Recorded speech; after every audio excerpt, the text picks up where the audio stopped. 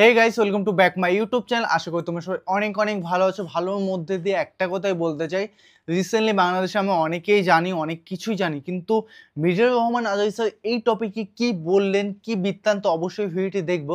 কারণ মিজানুর রহমান আজহারী স্যার এমন এমন তথ্য দিয়ে যায়, এমন এমন কথা বলে যায় যেটা আমাদের কাছে অজানা বা একটা অবিশ্বাস্য একটা বিষয়।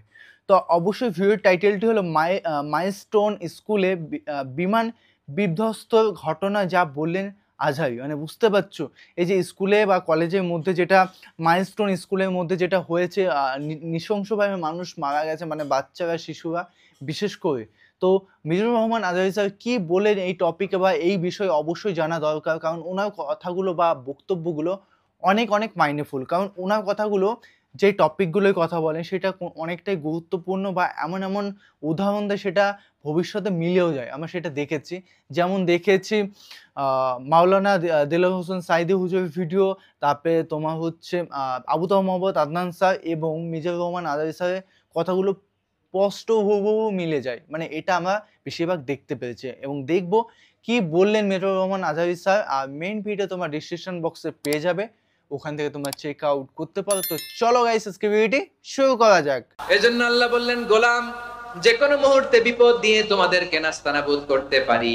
বিশ্বাসী বলে যদি নিজেকে দাবি করো, সব সময় ডাকতে হবে একজন সত্তাকে। বলেন তিনি কে? বিপদ আসলেই প্রথমে বিশ্বনবী সাল্লাল্লাহু আলাইহি ওয়াসাল্লাম একটা দোয়া পড়তেন। কি পড়তেন? দোয়া। তিনি পড়তেন, ইন্না লিল্লাহি ওয়া ইন্না ইলাইহি রাজিউন। নিশ্চয় আমরা আল্লাহর জন্য, নিশ্চয় আমরা কার দিকে ফিরবো ভাই? আবার কার দিকে ফিরবো?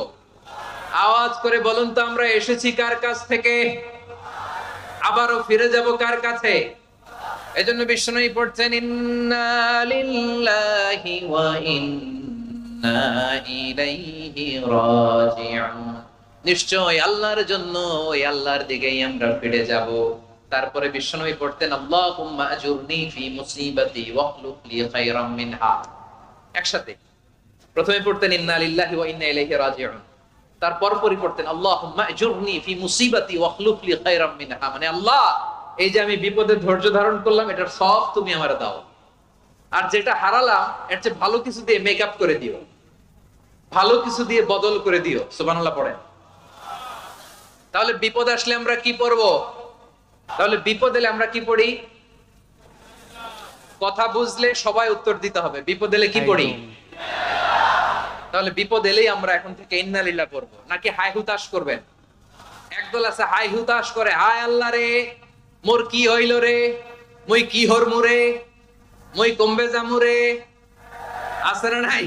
আছে। এরকম বিলাপ করতে নিষেধ করেছেন বিশ্বনবী। ও কি করব, কই যাব, কি হবে, হায় হায় কপাল আমার, এরকম হাহুতাশ আছে না নাই? আছে। বিশ্বাসীরা হাহুতাশ করে না, তারা ইন্না লিল্লাহ পড়ে।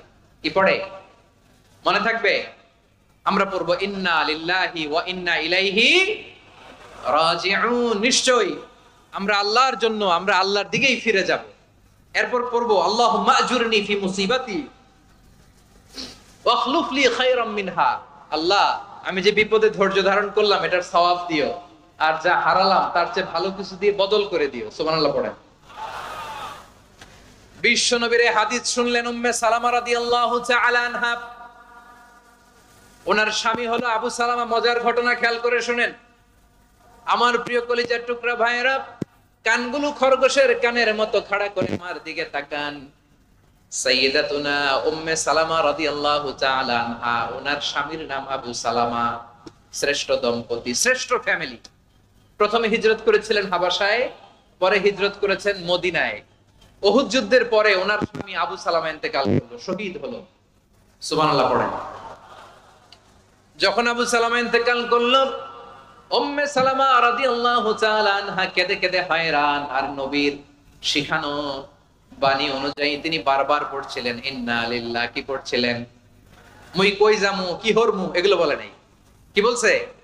ইন্না লিল্লাহ।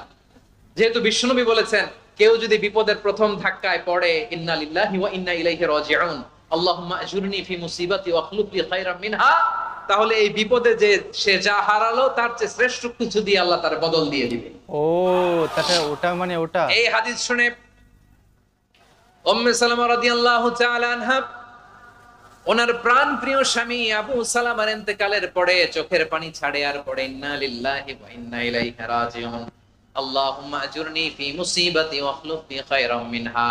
বারবার এই দোয়া পড়ে চোখের পানি ছাড়ে, এই দোয়া পড়ে চোখের পানি ছাড়ে, আর মনে মনে বলে আবু সালামার মতো ভালো মানুষ মদিনাতে নাই, আবু সালামার চেয়েও ভালো মানুষ মদিনাতে নাই, তার চেয়ে ভালো মানুষ কি করে আল্লাহ তাআলা আমারে দিবে, তার চেয়ে ভালো মানুষ তো আমি মদিনাতে দেখি না। চোখের পানি দিয়ে বুক ভাষায় আর নবীর হাদিসের উপর আমল করে পড়ে ইন্না লিল্লাহি ওয়া ইন্না ইলাইহি রাজিউন, ইন্না লিল্লাহি ওয়া ইন্না ইলাইহি রাজিউন। পড়তে পড়তে চোখের পানি ছাড়ে আর চিন্তা করে বিশ্বনবী বললেন এই দোয়া পড়লে যেটা হারালাম তার চেয়ে ভালো কিছু দিয়ে আল্লাহ পুরস্কার দেয়। আবু সালামের চেয়ে ভালো মানুষ মদিনার মধ্যে আর কে হতে পারে? কি আজীব তামাশা, কি অবাক করা ঘটনা। কিছুদিন পরে দেখা গেল সাইয়্যিদুল মুরসালিন রাহমাতাল লিল আলামিন স্বয়ং বিশ্ব নবী উম্মে সালামাকে বিয়ের প্রস্তাব পাঠিয়েছে। স্বয়ং বিশ্ব নবী উম্মে সালামা রাদিয়াল্লাহু তাআলা আনহাকে বিয়ের প্রস্তাব পাঠিয়েছেন। উনি রাজি হয়ে গেলেন, বিয়ে হয়ে গেল, উনি হয়ে গেলেন উম্মুল মুমিনিন, আমাদের মা, পুরো মুসলিম উম্মার মা। চিৎকার করে বলেন আল্লাহু আকবার।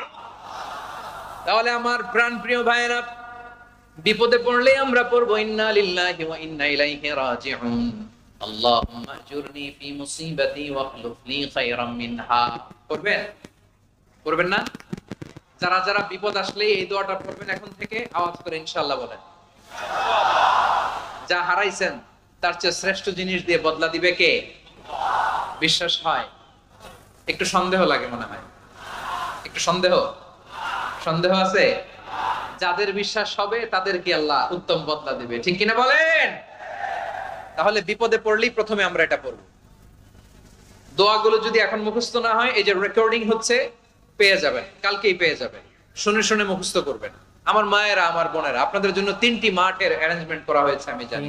আপনারা এই দোয়াগুলো পড়বেন, আপনার স্বামীকে শেখাবেন, সন্তানকে শেখাবেন, আপনার পুরো পরিবারটাকে জান্নাতের টুকরো বানিয়ে দিবে কে?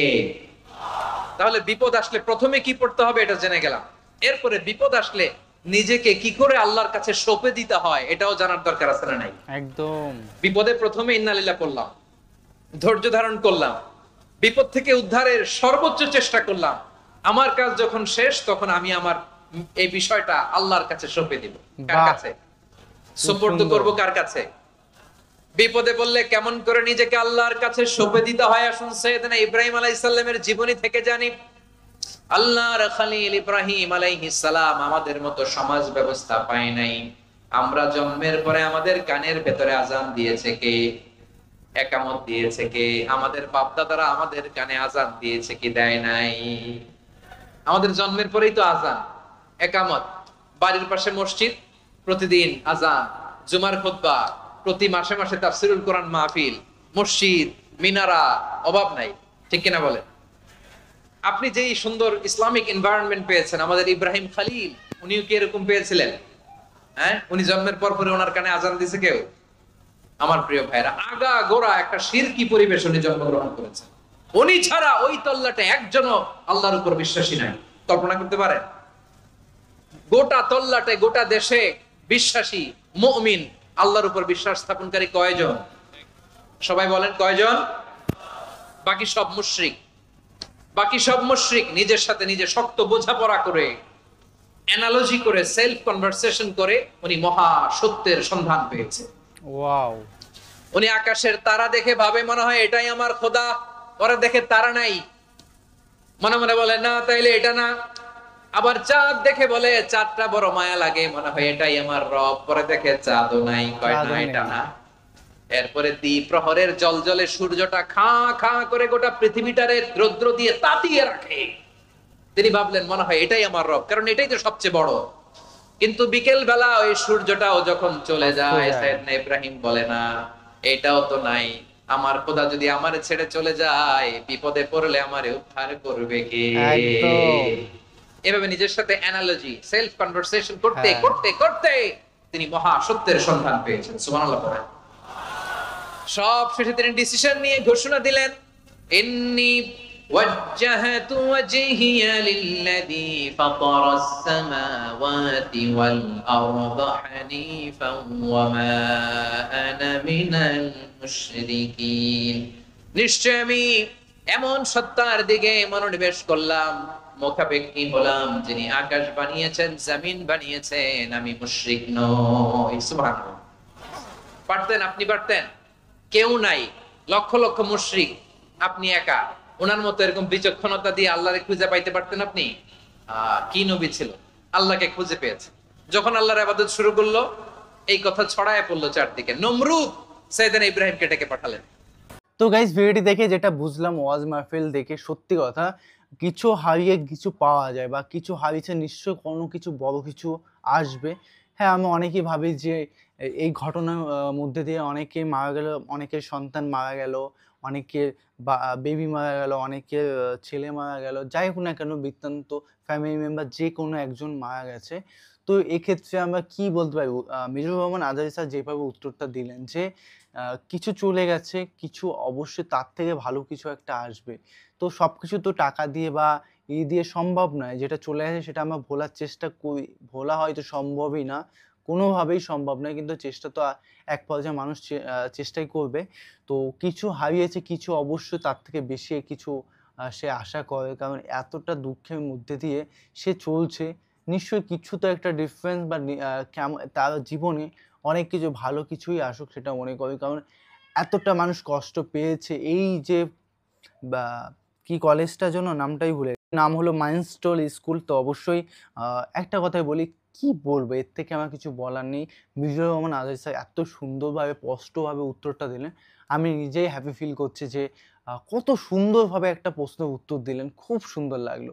তো গাইস, ভিডিওটি তোমাদের কেমন লাগলো অবশ্যই কমেন্টে কমেন্ট করে জানাও, এবং কী ধরনের ভিডিও রিয়াকশন চাই সেটাও আমাদের কমেন্টে কমেন্ট করে জানিয়ে দিও। তো চলো guys, bye bye, take care.